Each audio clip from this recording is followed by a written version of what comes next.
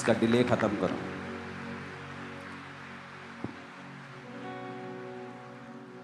अपने पड़ोसी को बोलो, अगर मैं डिमांड नहीं करूंगा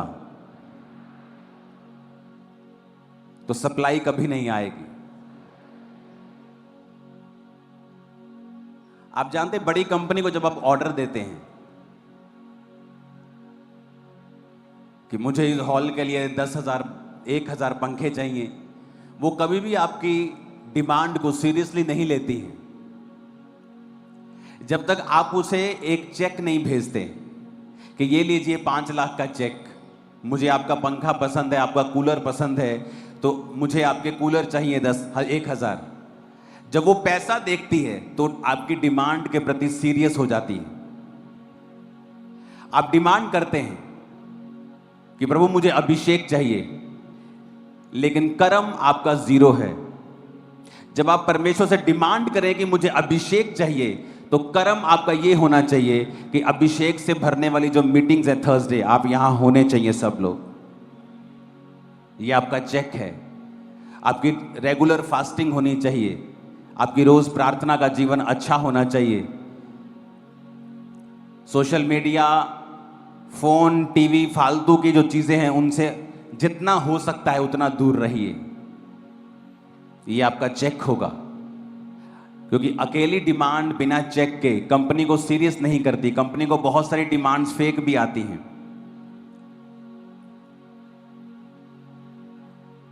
और बहुत से लोग, इस ट्यून को चेंज करो, सोना नहीं है यहां पे।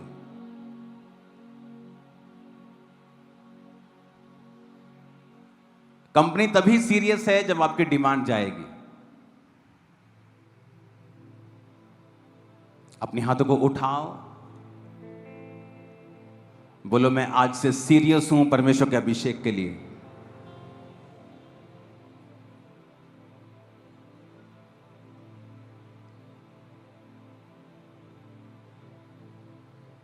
इसको ऊंचा करो आवाज को, और हेवनली करो आवाज। फिर से कहो, आज से मैं सीरियस हूं। जो डिमांड मैंने परमेश्वर को दी है, मैं कर्म भी वैसे ही करूंगा। प्रभु यीशु मसीह के सामर्थी नाम में हम मांगते हैं, आमीन। ऊंचा, ये आशीष हमारी है चर्च।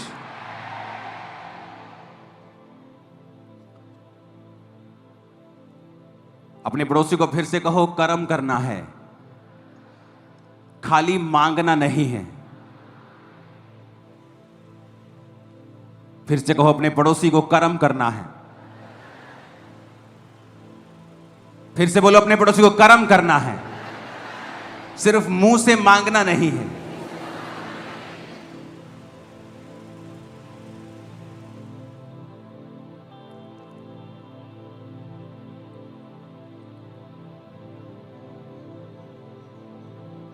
अगर आप गैर भाषाओं में, अगर आप सामर्थ्य में भरेंगे, प्रभु ने कहा है आपकी बहुत सी प्रॉब्लम्स फिनिश हो जाएगी और सब कुछ बदल जाएगा। अब वो हर एक चीज को अपनी लाइफ से ठोकर मारो जो आपके अभिषेक को कम करती है। वो आपका एक नटखट दोस्त भी हो सकता है जो हर वक्त गंदा मजाक करता है और आपके अभिषेक को कम करता है।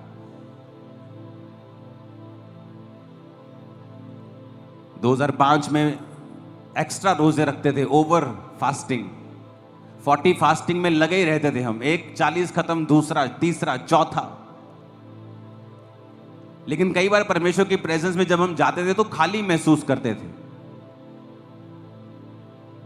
तो एक पास्टर प्रीच करने के लिए आए थे, उन्होंने कहा था कि अगर तुम गंदा मजाक छोड़ दो, परमेश्वर के ऊपर कुड़कुड़ाना छोड़ दो, तो जो मसा 6 साल में मिलना है, 20 साल में मिलना है, तुम्हें 6 महीने में मिल सकता है।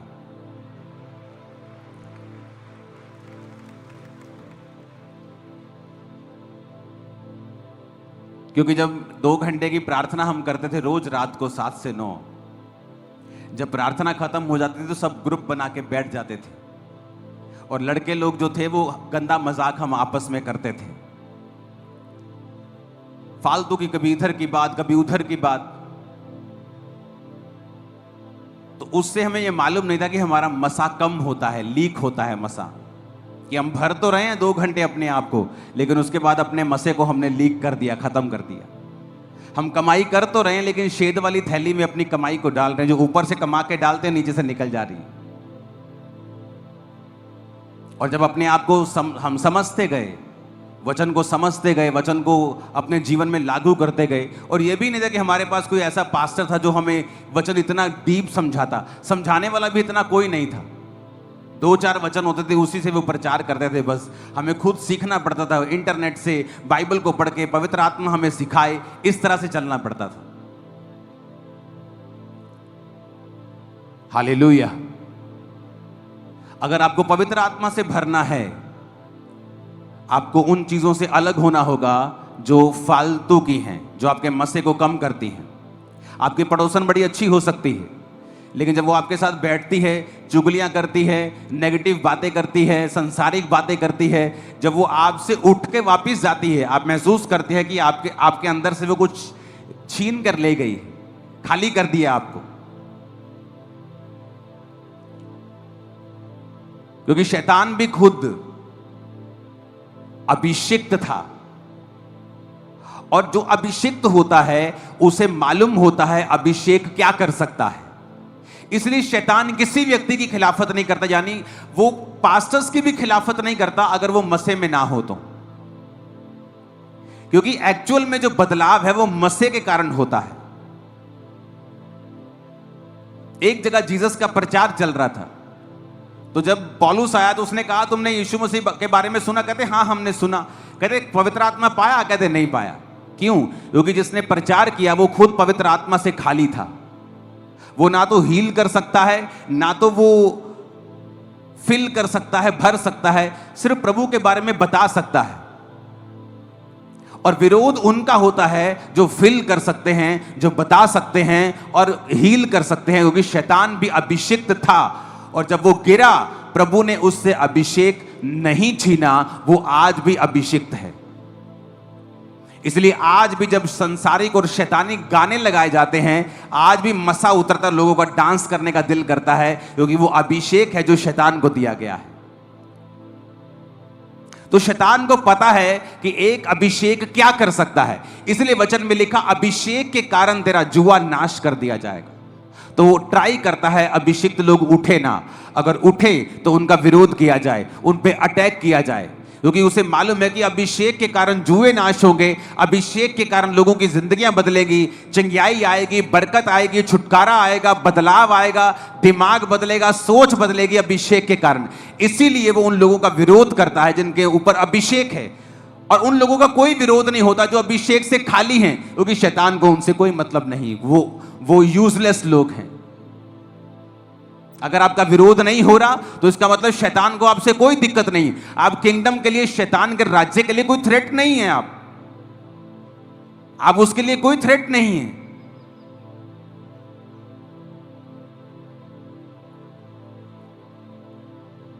कितने मेरी बात को समझ रहे हैं? तो विश्वासी का पहला काम है पवित्र आत्मा से भरना। वचन कहता है जब पवित्र आत्मा उन पे उतरा वो गैर भाषाएं बोलने लगे। लोग बोलते हैं जब उन्होंने गैर भाषा बोली थी 120 लोगों ने, तो बाहर जो पेंटिकोस मना रहे थे उनकी भाषाएं बोली थी। आज ऐसा क्यों नहीं होता? क्योंकि पवित्र आत्मा कोई तोता नहीं है जो रटी रटाई एक ही चीज करेगा या एक ही काम करेगा। एक चर्च में मैं आपको बताता हूं पवित्र आत्मा की गैर भाषा किस लिए होती है। एक चर्च लगी हुई थी और एक बंदा चर्च में अटैक करने के लिए पास्टर के ऊपर आया, और वो पब्लिक में बैठा हुआ था और वेट कर रहा था कि जब वो उठ के खड़े होंगे प्रार्थना करेंगे तो मैं जाऊंगा आगे।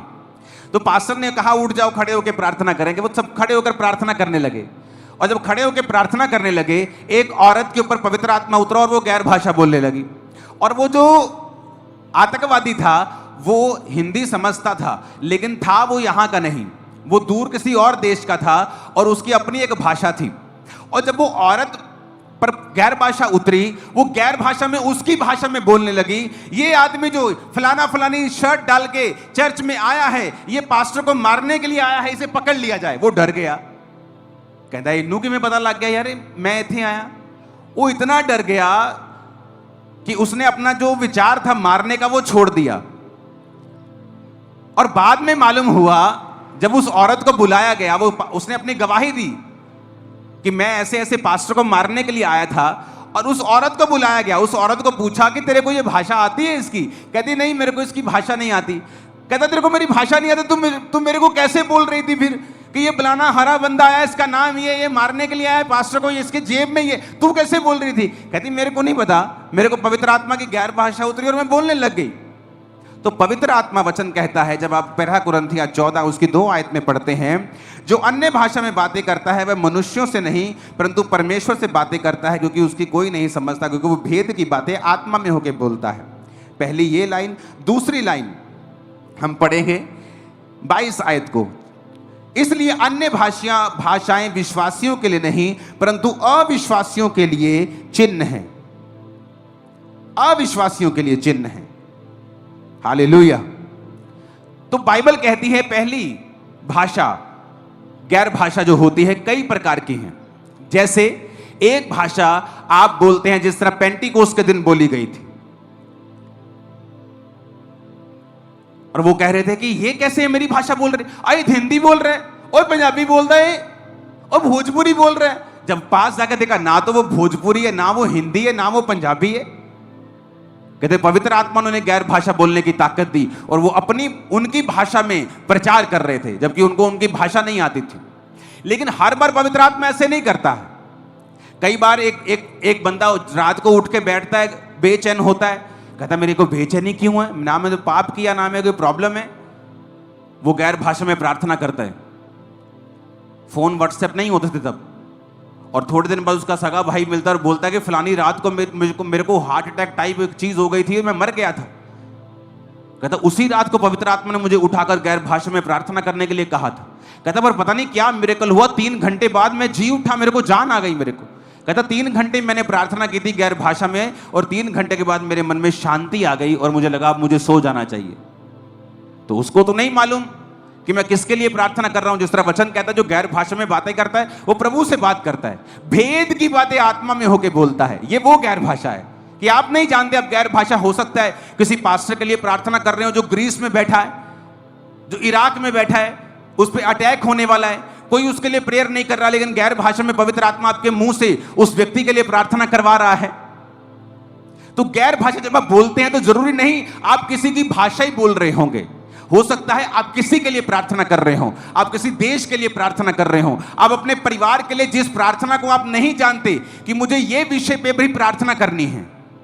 हो सकता है आपकी बेटी, आपका बेटा किसी ऐसे व्यक्ति के साथ मिल रहे हो जो बड़ा ही खतरनाक है उनके लिए, उसके स्कूल में, उसके ट्यूशन पे, आपको नहीं पता आप प्रार्थना कैसे करेंगे, आपको जिस चीज का मालूम ही नहीं। लेकिन जब आप गैर भाषा में प्रार्थना करेंगे, आत्मा आपके अंदर से होकर बोलेगा कि तेरी बेटी के जितने, तेरे बेटे के जितने भी रॉन्ग कनेक्शंस लोगों के साथ हो रहे हैं वो जल जाए, वो खत्म हो जाए और वो खो जाएंगे, क्योंकि आप गैर भाषा में प्रार्थना कर रहे हैं। इसलिए तो इसे गिफ्ट बोलते हैं, इसलिए तो इसे हथियार बोलते हैं, इसलिए तो कहते हैं जो गैर भाषा में प्रार्थना करता है वो अपनी उन्नति करता है। क्यों कहते हैं अपनी उन्नति करता है? क्योंकि जो बेटा तेरा बच गया, तेरी प्रार्थना से नहीं बचता था, क्यों? तुझे मालूम ही नहीं था कि इस विषय में प्रार्थना करनी है, तो बच गया, तेरी उन्नति हुई, तेरी फैमिली की। कल को वो नुकसान करता, पैसे का भी नुकसान होता, तेरे फाइनेंस की, आत्मा में नुकसान करता, आत्मिक उन्नति भी तेरी हुई, और परमेश्वर ने तुझसे बात भी की, पवित्र आत्मा ने तुझे इस्तेमाल भी किया। तो गैर भाषा इतनी जरूरी है कि हर बंदा इसको बोले। हालेलुया। हो सकता है आपके पास 10 शब्द हो, 12 शब्द हो, जो सिर्फ प्रभु की स्तुति करने के लिए परमेश्वर ने आपको दिए हो गैर भाषा में। आप बोलें, 12 के 120 हो जाएंगे, लेकिन बोलना तो शुरू करें। ऊंची आवाज में बोलो हालेलुया। तो पास्टर्स भी, आपको नहीं पता आपकी कलीसिया में क्या हो रहा है, कौन व्यक्ति आपके बारे में क्या सोच रहा है। तो गैर भाषा में जब आप प्रार्थना करेंगे तो चीजें सॉर्ट आउट होंगी, क्योंकि लिखा अन्य भाषाएं विश्वासियों के लिए नहीं अविश्वासियों के लिए चिन्ह है। कैसे? अविश्वासी आतंकवादी आया और एक बहन उसके बारे में बोलने लगी, उसके लिए चिन्ह था। भविष्यवाणी विश्वासियों के लिए चिन्ह है, गैर भाषा अविश्वासियों के लिए चिन्ह है। कितने इन बातों को समझ रहे हैं?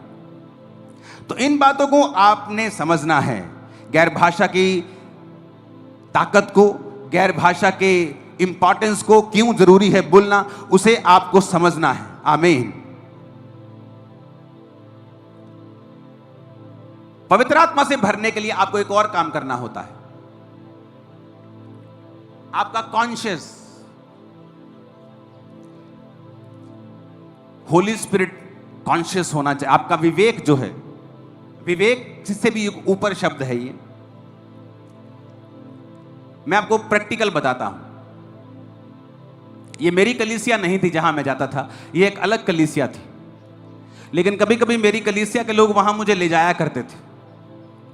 तो वहां धर्मी लोग थे, ये मैं गारंटी दे सकता हूं, क्योंकि मैं लोगों को इतने साल हो गए मिलते, मेरे को फेक लोगों में, दूसरे लोगों में झट मालूम अंतर हो जाता है अब। तो वो धर्मी लोग थे सभी, प्रार्थना में धर्मी, फास्टिंग में धर्मी, हर एक चीज अच्छी थी। एक प्रॉब्लम थी उनमें, वो डेवल कॉन्शियस थे सभी। बहुत सी बहनें वहां इकट्ठा होती थी, डेवल कॉन्शियस थे।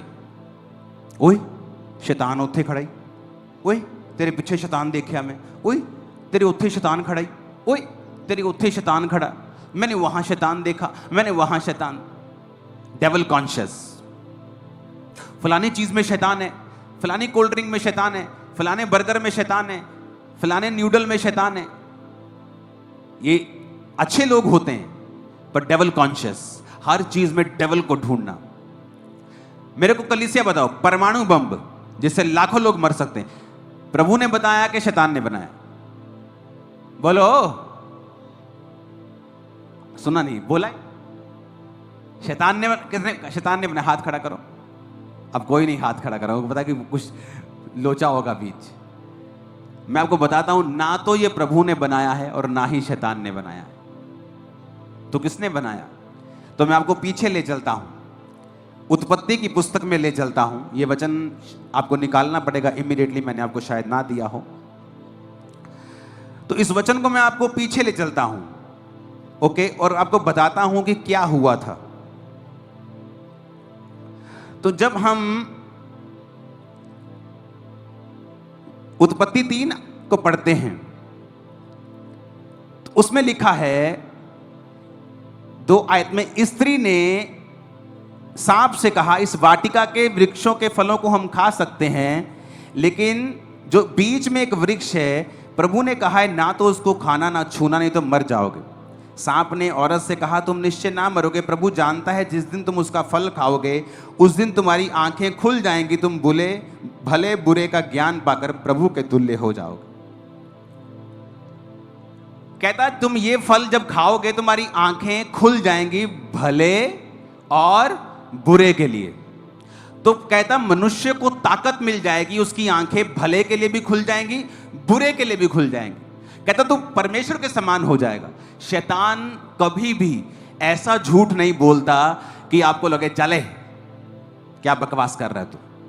वो ऐसा झूठ बोलता है जो सच लगे, ऐसा लॉजिक देता है जो सच लगे। तो उसने लॉजिक क्या दिया कि ये इसलिए प्रभु ने कहा है कि तुम उसके समान ना हो जाओ। तो हवा भूल गई, अरे बेवकूफ, तू तो पहले ही उसके समान बनी है, तू तो पहले ही प्रभु की समानता में बनाई गई है, तो समान क्या हो, तू तो पहले ही समान है। लेकिन जब हवा को फल वो देखने में मन भाव लगा तो उसने खाया, तो मनुष्य की आंखें भले के लिए भी खुल गई, बुरे के लिए भी खुल गई। मनुष्य आज कैंसर की दवाई बनाकर लोगों को ठीक भी कर रहा है, और मनुष्य आज परमाणु बम बनाकर लोगों का नाश भी कर रहा है। मनुष्य आज जहाज बनाकर आपके 3 दिन के सफर को 1 घंटे में पूरा कर रहा है, भला कर रहा है। मनुष्य आज लड़ने वाला जहाज बनाकर आपको खत्म भी कर रहा है। तो भला भी कर रहा है और बुरा भी कर रहा है। लेकिन कई लोगों की आदत होती है हर चीज में शैतान को डाल देना, और शैतान रोता है प्रभु के पास जाके, कंप्लेंट करता है, कहता परमेश्वर अपने लोगों को समझा, ये छींक भी मारते मेरा नाम लगा देते, ये नहीं होता गोलगप्पे खाए थे कल रात को, इनको छींक भी आती है, कहते शैतान ने मारी। ये नहीं बताते कल रात को ये गलत मलत खा के आए, तो हर चीज शैतान की ओर से नहीं होती, क्योंकि मनुष्य को ये दिया गया है भला करने के लिए, बुरा करने के लिए उसकी आईज ओपन कर दी गई। आज से 30 साल पहले टीबी का इलाज नहीं था, टीबी हो गई मौत हो गई। आज टीबी का इलाज है मनुष्य की आंखें, क्योंकि भला करने के लिए प्रभु ने खोली हुई हैं। कितने मेरी बात को समझ रहे हैं? और बुरा भी कर सकता है, केमिकल वेपन बना दिया, बुरा कर दिया। तो मनुष्य की आंखें खुली हैं भले के लिए, बुरे के लिए। तो शैतान का इसमें कोई रोल नहीं। शैतान जिस दिन जीसस क्राइस्ट ने जी उठे, शैतान एक ऐसा लकवाग्रस्त मरीज की तरह है जो मंजी के ऊपर है, जो बोल तो सकता है, हिलडुल नहीं सकता।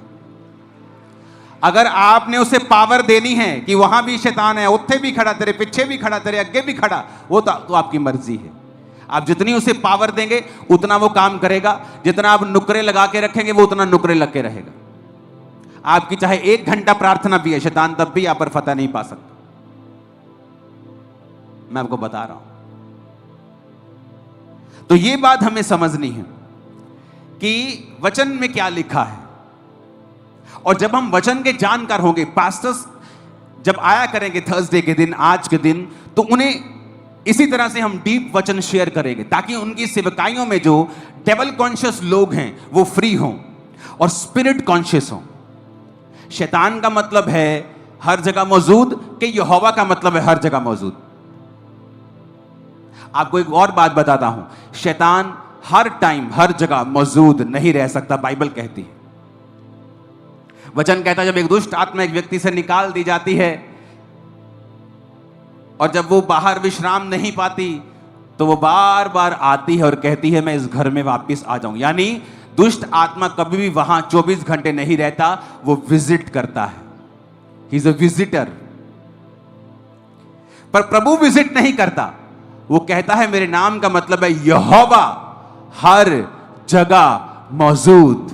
तेरे अंदर, तेरे बाहर, तेरे ऊपर नीचे, हर जगह परमेश्वर का आत्मा मौजूद है। देख रहा हूं। तो मैं किसकी बात करूं? प्रभु की बात करूं कि शैतान की बात करूं, जो कभी कभी विजिट करता है? अगर आप शैतान की बात ज्यादा करेंगे, उसे ग्लोरीफाई करेंगे, शैतान ने आ कर देता, मेरी बुआ ने 40 साल हो गए मेरे तो टूना कर देता, मेरे अंदर शैतान है, मेरे अंदर दुष्ट आत्मा है। आप कभी भी फ्री नहीं हो सकते जब तक आप ये कॉन्शियस नहीं रखेंगे। आपके दिल दिमाग में जब तक ये बात नहीं उतरेगी कि यहोवा हर जगह मौजूद है, वो मेरे अंदर है। अगर प्रभु मेरे अंदर है, शैतान मेरे अंदर नहीं रह सकता। शैतान भाग जाए, यीशु मसीह के नाम में भाग जाएगा वो। लेकिन अगर अंदर शैतान ने शक डाल दिया और आपको वचन की नॉलेज नहीं है, फिर अगर वो बोलेगा मैं तेरे अंदर हूं, आप यकीन करेंगे। वो बोलेगा खेल, आप खेलेंगे। जबकि एक विश्वासी जिस दिन परमेश्वर को ग्रहण करके वचन समझता है, अपनी खेल को खुद बंद कर सकता है, बोल कर कि शैतान आज से ये शरीर तेरा नहीं मेरे खुदा का है, कभी नहीं खेलूंगी, आज से खुदा की महिमा करूंगी। उसी दिन खेल बंद हो जाएगी, सेम डे। मेरे से प्रेयर करवाने की जरूरत नहीं पड़ेगी आपको। और पास्टर्स जो मौजूद हैं वो भी अपनी कलीसियाओं को बताएं कि वो सेल्फ सफिशिएंट हों, खुद प्रार्थना करें, खुद शैतान को डांटें, सुसमाचार में आपके लिए काम करें, ना कि सिर्फ डिलीवरेंस लेने के लिए ही आपके पास आते रहें और आपका दिमाग और टाइम सब कुछ खराब करते रहें। क्योंकि घर जाके आप क्या बोलते हैं, जो आप बोलते हैं वही आपके साथ होता है। तो पवित्र आत्मा से भरें, हर चीज के लिए शैतान को दोष देना बंद कर दें, क्योंकि प्रभु ने इंसान की आंखें भले के लिए और बुरे के लिए दोनों के लिए खोल रखी। वो अच्छी दवाइयां बना रहा है जिससे मनुष्य जाति का बचाव हो रहा है, क्योंकि भले के लिए आंखें खोली हैं। और बुरी दवाइयां भी बनती हैं जो आपकी किडनीज को, आपके लीवर को खराब करती हैं, क्योंकि उसकी आंखें बुरे के लिए भी खुली हैं। तो शैतान का इसमें रोल नहीं है। हालेलुया। अपनी लाइफ को चेक करें, कौन सी चीजें हैं जो पवित्र आत्मा से भरने से आपको रोक रही हैं। आप जानते हैं बढ़ोतरी किस तरह से कर सकते हैं हम?